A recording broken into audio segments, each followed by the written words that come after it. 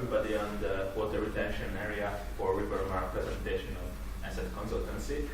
We are group 5 with Emilio, Maran, Chris, Dank, and me. Well, first I would like to give a short table of contents about the content of our presentation. First, there's going to be an introduction. Then after, the second part is going to be about the baseline description, detailing the physical environment, social economic situation, the biological and the cultural environment. After the second big part, it's going to be about the alternatives, which we chose 4 different ones: the retention pond, riverbed excavation, flood trench, and the floodplain. Then there's going to be a short conclusion in order to sum up the presentation. Well, the introduction is the problem that there is a large water discharge variation in the Rivermark. Sometimes the discharge of the river is only 1 cubic meter per second, sometimes it's 20 or even more, which can result in floods. And well, floods can result in property damage, which should be prevented all the time. But the goal is to find the optimal technique and for the water retention area, and also the optimal location for this site. For this, we are going to use several methods, which included researching in different databases, for example, Kaluga and Google Scholar, and we also used brainstorming in our meetings in order to find the optimal solution. Well, and here is going to be the baseline description.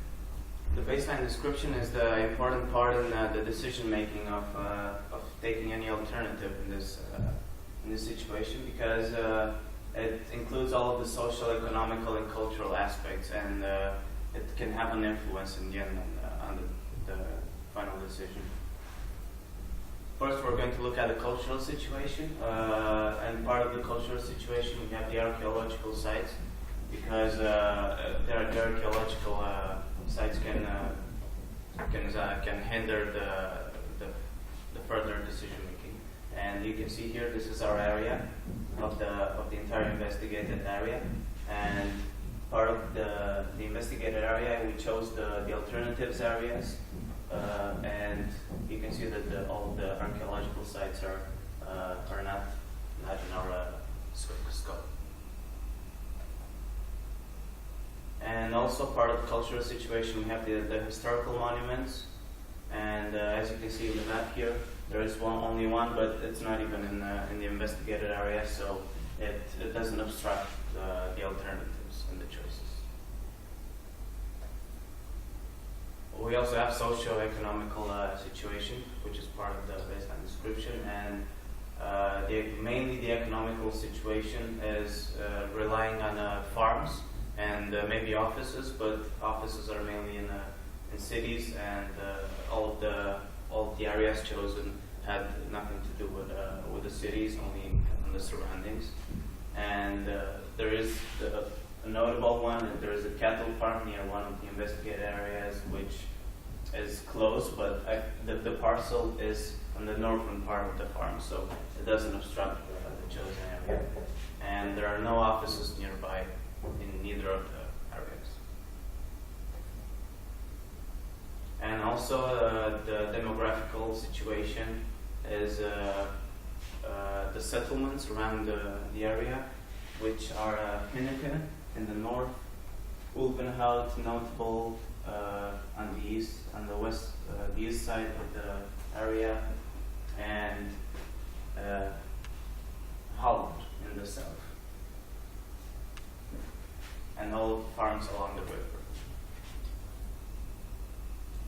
And also the infrastructure can play a big role, because changing the ground and the levels can influence the bike paths, for example. And there is along the river there are a lot of crossings of bikes, and they're used for daily commute by the people around and recreation.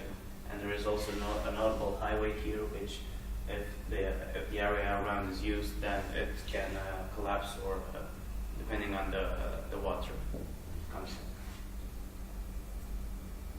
And Emilia is going to talk about the biological environment.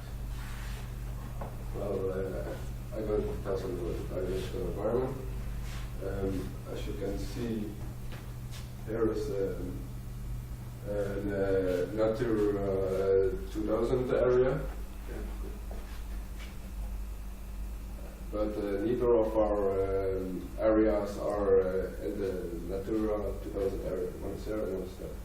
But they are, however, part of the main ecostructure. Both are. This is the first area. This is the second area, both in the green area, so both of the main ecostructure. But there is also research done to link the Maasbos and the Autonoomse bos by using the mark. There is a protected there is a protected area over here, which the groundwater is protected. So as you can see, the areas are here and not there, but they can still have influence on the protected groundwater area. And in the red area, which is the science area, there shouldn't be any noise louder than 40 decibel. You have also take that into account by the use and during the use and construction of the alternatives. And there are all kinds of animals living around the park, like bats, buzzards, owls, and yeah, there are like 37 rare species. And the main trees are like oaks, pines, and beech trees. Now talk about physical environment. This is area 1 again. There. And that and the heights are between the 3 and the 4 meters above sea level. And area 2, the heights are between the 2 and the 4.05 meters above sea level. Sedimentation, the soil is in the thin gravel thin grass formation in the first area, and the second area that is Tromfroy formation. And in the first area it's mainly sedimentation, based on sedimentation by the river.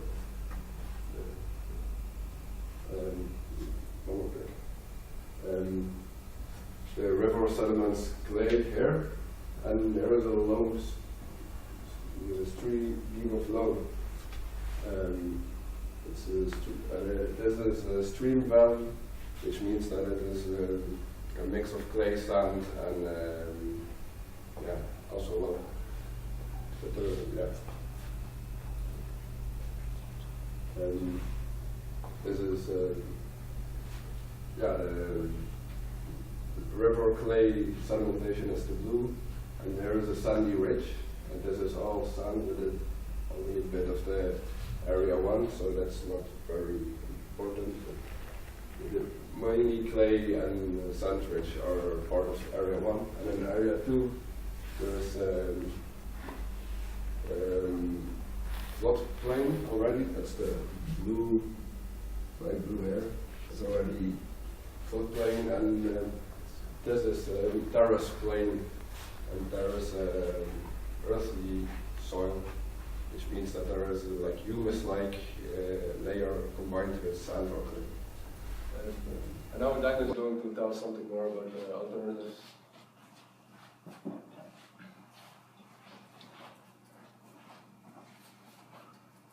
First, I will talk about a facilitated retention ponds. This is the chosen area, as we will construct the basin around the river bank.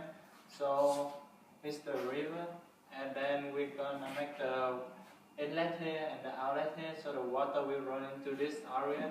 So it will be designed to catch the runoff water, so the water will go in through during the flood season, and will be remain here until the end of the flood seasons, and it will be released out of the outlet over here, which is designed to be like to in the same direction with the river flow, so the water won't cause erosion proof problems. And for the house, it is designed with like 3 meters in depth, and like we build 0.5 meter dice height around the pole for the safety issues. And for the impact analysis of the alternatives, like the construction of the dice and the outlets may change the structure of the living areas, or to the people living close to there, or the animal stay there. And also there's some possible unknown archaeology site in the area according to the baseline description we mentioned before. And the groundwater might leak into the ponds, so it might mix together with the river water, so it's not really good for the environment and also the water quality. And the noise from the construction may affect to the people who live in around the area and can cause some landscape pollution during making the dice, so like the sediment can go outside of the pond. And now I'm going to talk about the second alternative, the riverbed excavation. So for this, we would recommend to excavate the riverbed. It means we will suck and drag in the river to make it deeper. The chosen area, we choose the whole researching area for the river. So which is like about 8.85 kilometers in length and 20 meters in wide. So like to reach the requirement from your company, we're going to recommend us is like 3 meters deeper for the river is needed. So it's like to catch like 500,000 meters out of water containing. And the success technique is for the riverbed excavation is like a conventional dragging. So this is like the most similar and easiest way to dig the river, and the silt from the riverbed can be used to make a dam around the river. And for the impact analysis, same for the first alternatives, there is some possible unknown archaeology site in the researching area, and the polluted sediment can be settled down in the river, so like it can be polluted for the water quality, and also some effect to the animal living in the river. According to the high concentration of the pollution, and it's also mixing with groundwater also. So also the noise and disturbance from the construction of workings to the people living around the area. So now I'm going to talk on the next two alternatives. First, I will excuse me, guide you through the third alternative, which is the flood trench. Also, it can be a side river, it depends on what the client prefers. We chose a side river on the west. This area is located on the east of Gelder. This river is 4 kilometers long. The other one is 3.5 kilometers long, and we need a depth of 4.5 meters and a width of 15 meters to cover the full 500,000 cubic meters. You can go to the next one. For the impact analysis, you can imagine there will be quite a large changing landscape because the rivers have to be dug. There will be noise from the construction, limitations by the construction activities, mainly for people who use the biking roads, and also agricultural activities will be limited, as stated here, and also because quite a lot of digging is involved. Possibly there will be archaeological findings, so that's also a risk which has to be taken into account. And now I will discuss the next alternative, which is a floodplain. As you can see, this is also the same area, but only the west side of the river as used before for the side river or flood trench. We decided to have an area of 275,000 square meters. For this, a dike of averagely 2.3 meters is necessary, and also roughly to build this dike 50,000 cubic meters of sand is needed. This can be gained from this area, which can be used as a fishing pond, which we think is an increase in living value of the area. This fishing pond will roughly be 150 meters in diameter and 3 meters of depth. And as you can see here is the inlet of the floodplain and the outlet, which can be driven by a pump. The impact analysis. In the constructional phase there will be a change of landscape, noise, and also limitations of activities by constructional activities. The area will be possibly not available or limited available. In the operational phase there might be species migration because of disturbance. Limited agricultural activities because, well, when the floodplain is operative, you can imagine the whole area is flooded.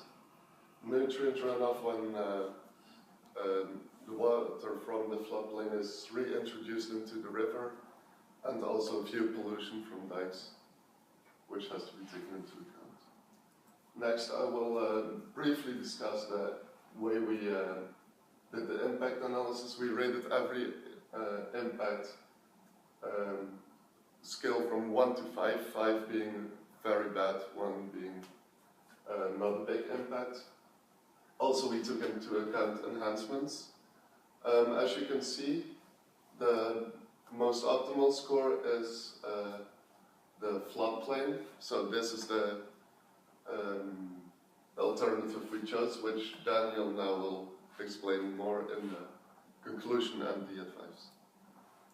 Well, as already mentioned, the best technology to implement in order to find a problem solution for the flooding is the floodplain, because, well, it can be used for multiple purposes, as it can be used for as a fishing pond, which is a good recreational opportunity, and while it is not flooded, it can be used absolutely normal like now, so for cattle herding or any other agricultural activity.